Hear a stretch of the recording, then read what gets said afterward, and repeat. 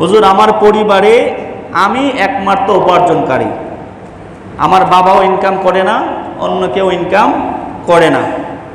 এখন বাবার কোরবানির টাকাও নাই। এখন আমি যদি কোরবানি দেই তাহলে কোরবানি কি আমার নামে দেব নাকি আমার বাবার নামে দেব? এটা খুব গুরুত্বপূর্ণ একটা মাসালা।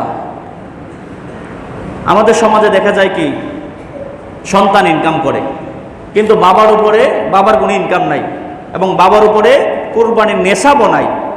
এখন পশু ক্রয় করে সন্তানের টাকা দিয়ে, কিন্তু কোরবানি করে বাবার নামে।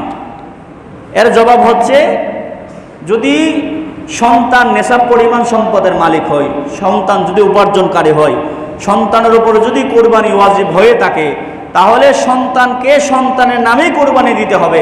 বাবার নামে কোরবানি দিলে সন্তানের কোরবানি আদায় হবে না। তবে আপনি এই নিয়ত করতে পারেন যে আমার নামে কোরবানি দিতেছি, এই সওয়াব যেন আমার বাবা পায়, এইটা আপনি নিয়ত করতে পারেন। কিন্তু কোরবানি আপনার নিজের নামে দিতে হবে, কারণ আপনার বাবার উপরে তো এটা ওয়াজিবই না। তো আপনি যার উপর ওয়াজিব না তার নামে কোরবানি দিবেন, আর আপনার উপরে কোরবানি ওয়াজিব হয়ে আছে, আপনি যদি আপনার নামে কোরবানি না দেন তাহলে কি হবেন? গুনাহগার হবেন।